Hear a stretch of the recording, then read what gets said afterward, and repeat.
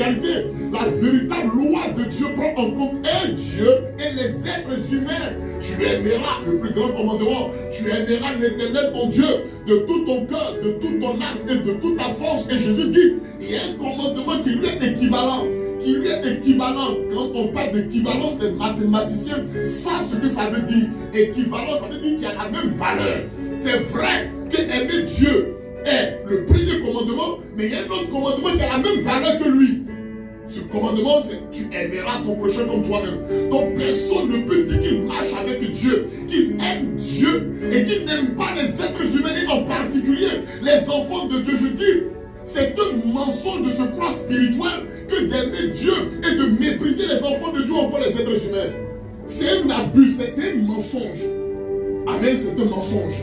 C'est pourquoi il dit déjà, amen, ce juge, il avait déjà les plus graves défauts de la terre. Les plus graves défauts qu'on peut avoir devant Dieu. Non seulement il ne craint pas Dieu, mais il n'a d'égard pour personne en plus. Alléluia. Et il y avait aussi dans cette ville une veuve qui venait lui dire, donc la veuve venait dire au juge, fais-moi justice de ma partie adverse. Fais-moi justice. Pendant longtemps, il refusa, effectivement, il refusa parce qu'il ne craignait point Dieu et il n'avait d'égard pour personne. Et ces personnes incluent la veuve. Il n'avait pas d'égard pour la veuve, pour personne de manière générale et en particulier pour la veuve. Donc, longtemps, il refusa. Mais ensuite, il dit en lui-même, quoique je ne craignais point Dieu, il en était conscient, quoique je ne craigne point Dieu et que je n'ai d'égard pour personne, néanmoins, parce que cette veuve m'importune, parce qu'elle m'importune, je lui ferai justice. C'est-à-dire que je vais lui accorder sa prière. Je vais lui accorder son instance. Amen. Alléluia. Afin qu'elle ne vienne pas sans cesse me rompre la tête. Le Seigneur ajouta, entendez ce que dit le juge inique. Pourquoi le Seigneur met l'accent dessus? Il dit entendez, donc on revient sur ce que le juge a dit. Amen. Qu'est-ce qu'il a dit? Amen. Quoique je ne craigne point Dieu et que je n'ai d'égard pour personne, néanmoins, parce que cette veuve m'importune, je lui ferai justice, afin qu'elle ne vienne pas sans cesse me rompre la tête. Jésus dit entendez. Il dit, il faut faire attention à ce que le gars vient de dire. Il est inique, il est méchant, il ne craint pas Dieu, il n'a d'égard pour personne. Mais regardez ce qu'il dit. Il dit qu'il va faire justice à cette veuve parce qu'elle importune tout le temps. Parce qu'elle importune. Parce qu'elle importune. Souvenez-vous, la parabole a pour but de te montrer qu'il faut prier sans cesse et ne point se relâcher. Alléluia. Amen. Il dit parce qu'elle m'importune. Parce qu'elle m'importune et que sans cesse elle me rend la tête, je lui ferai justice. Afin qu'elle ne me dérange plus. Alors Jésus dit, et Dieu ne fera-t-il pas justice à ses élus qui crient à lui jour et nuit, et pardonnera-t-il à leur égard? Je vous le dis, Jésus, je vous le dis, il le fera promptement justice, promptement justice. Mais quand le Fils de l'homme viendra, trouvera-t-il la foi sur la terre? Alléluia. Alléluia. Nous, écoutez-moi, je vais télécharger des informations. Oh, je bénis Dieu pour tous ceux qui sont sur YouTube parce qu'ils vont comprendre. Alléluia. Regardez ce qui se passe. Il y a un juge qui ne craint pas Dieu. Il a été établi en tant que juge pour faire du bien au peuple. Souvenez-vous de Salomon. Alléluia. Salomon était roi, mais il juge parce que avant, alléluia, le roi était en même temps le juge. Avant, c'était comme ça. Amen. Gloire à Jésus. a été dissocié simplement parce que, à un moment donné, le peuple d'Israël a demandé au dernier juge Samuel, le prophète, de leur donner un roi. Car avant, il n'y avait pas de roi. Il n'y avait que des juges. On a vu donc, amen, Jephthé, on a vu Samson, on a vu, amen, Gédéon, on a vu, amen, la prophétesse, comment on l'appelle là, alléluia, Déborah.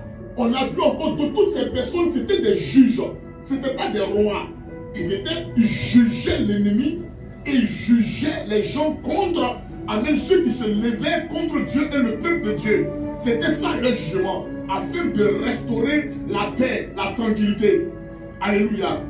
Et Samuel, quand il est venu, il a exercé aussi justice.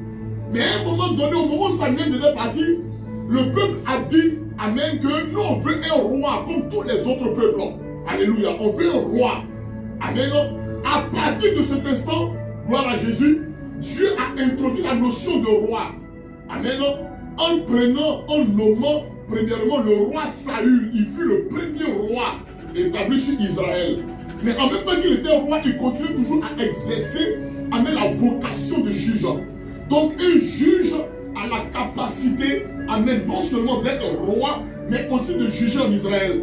C'est pourquoi Salomon, amen, à un moment donné, quoi qu'il fût roi, mais il n'avait pas la sagesse pour avoir un beau jugement sur les choses de Dieu. C'est ce qui a fait que Salomon est allé demander, amen, la sagesse à Dieu pour pouvoir bien juger le peuple de Dieu. Et nous avons cette histoire merveilleuse de ces deux femmes qui ont envoyé leur enfant, amen, dont l'une a volé l'enfant devant Salomon et qui, avec la justice ou la sagesse de Dieu, a tiré, amen, l'affaire au clair. Il a jugé cette affaire. Alléluia. Donc un juge, dans le contexte biblique, a aussi une vocation de roi. Ou un roi, dans le contexte biblique, a aussi une vocation de juge. Donc c'est lui qui, amen, décide ou règle les affaires entre des parties. Lorsqu'une partie se lève contre une autre, on apporte l'affaire devant le juge. Et le juge tire au clair cette affaire. Donc le juge a pour vocation, amen, de faire en sorte que le droit soit respecté dans sa congrégation ou dans sa sphère de juridiction, c'est-à-dire que dans la sphère où il exerce influence. Le juge est chargé de faire en sorte que le droit il soit respecté. Le droit il soit respecté. La justice il soit respectée. Où il exerce justice. Et dès que le juge dit la chose est maintenue comme étant telle parce qu'il en a le pouvoir, il en a l'autorité. Alléluia. Gloire à Jésus. Quelqu'un m'écoute là? Est-ce que quelqu'un comprend la parole de Dieu? Amen. Si tu comprends, dis amen fortement. Amen. Dis fortement amen. Amen. Donc la veuve, se sentant oppressée, amen, par l'adversaire, par un adversaire, certainement cette veuve a vu qu'elle n'était pas capable de faire face à l'adversaire. Alléluia. Alors, elle s'en est référée au juge. Amen. Elle est allée voir le juge parce qu'il y a un adversaire qui est en train de l'opprimer, de l'oppresser. Alléluia. Donc, elle est allée voir le juge pour qu'il tire au clair cette affaire, pour qu'il exerce le droit, pour qu'il exerce justice. Amen. Le deuxième personnage, la veuve. Mais il y a un troisième personnage aussi qui est là, qu'on appelle aussi l'adversaire.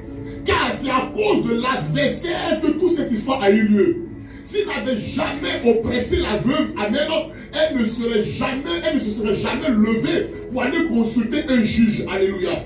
C'est parce que, amen, il y a un oppresseur, un adversaire qui s'est levé contre la veuve, amen, qui est en train de lui voler ses droits, qui est en train d'user de justice envers elle, qu'elle s'est levée pour aller voir le juge afin qu'il tire au clair cette affaire. Alléluia. Donc il y a un oppressé et il y a un oppresseur. Il y a un oppressé et il y a un oppresseur. Ces deux parties, amen, doivent venir devant le juge sur l'instigation, amen, d'une personne. Généralement, c'est les oppressés, ceux qui sont faibles, qui veulent tirer cette affaire au clair à la justice. Alléluia. Qui savent qu'ils ne peuvent plus rien faire face à la situation. Mais ils ont confiance en leur justice. parabole, Jésus veut la montrer qu'il y a une prière qui doit être faite sans cesse. La prière qui doit être faite sans cesse. Il dit c'est parce qu'il y a une oppression, il y a un adversaire. C'est parce qu'il y a un adversaire qui opprime la vie de quelqu'un. Amen, qu'il y a une prière qui doit être faite sans cesse pour réclamer quelque chose. Et la prière, Jésus l'a définie. Voici la prière. Il dit, la femme a dit, écoutez, la veuve a dit, c'est Jésus qui a mis la prière dans la bouche de la veuve. Donc il explique le genre de prière à tenir. Amen, quand on est en face d'une telle situation. Il explique le genre de prière. Gloire à Jésus. Gloire à Jésus. Gloire à Jésus. Amen. Parce que Satan, ici l'adversaire dont on parle, c'est Satan mon frère.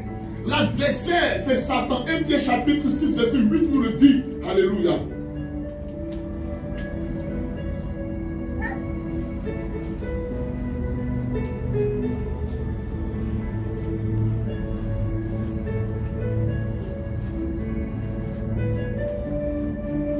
Bon, c'est 1 Pierre chapitre 5. 1 Pierre chapitre 5. 1 Pierre chapitre 5, verset 8 nous le dit. Soyez sobres. Soyez sobres, veillez. Vous savez, quand Jésus donnait la parabole, c'est les pierres qui étaient assis devant lui. Amen. Donc Pierre a bien saisi l'enseignement. Il a compris que quand Jésus te parle de quelque chose, il te révèle la nature du spirituel. Et c'est cette nature du spirituel, amen, qui descend dans le physique. Jésus, amen, est celui qui sait ce qu'il y a dans les ténèbres et il a formé la lumière. Quand Dieu sait ce qu'il y a dans les ténèbres et il a formé la lumière. Donc il t'explique quelque chose, ce qu'il y a dans les ténèbres. Dieu sait qu'il y a un adversaire qui se lève continuellement contre toi pour oppresser ta vie.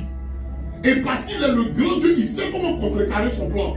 C'est ce qu'il est en train de dire. Donc il a montré son Pierre. Qu'est-ce qui a fait que les pierres ont vécu une vie victorieuse chrétienne? Alléluia. C'est parce qu'ils ont cerné le message de Jésus-Christ. Comme nous aujourd'hui, nous devrions cerner le message de notre Seigneur. Alléluia. Bien dit, soyez sobres, veillez. Amen. Votre adversaire. Donc, Dieu a défini clairement qui est ton adversaire, qui est mon adversaire, qui est ton adversaire, qui est mon adversaire. Il le dit, car nous n'avons pas défini chapitre 6. Nous n'avons pas à lutter contre la chair et le sang. Non, mon ennemi n'est pas un être fait de chair et de sang. Ce n'est pas lui mon ennemi. Ton ennemi n'est pas un être fait de chair et de sang. Ton ennemi n'est pas un être fait de chair et de sang. Ton adversaire n'est pas un être fait de chair et de sang. Dieu le dit clairement. Ton adversaire, et il précise le diable. Ton adversaire, le diable.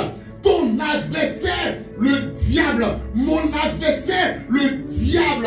Rôde comme un lion rugissant.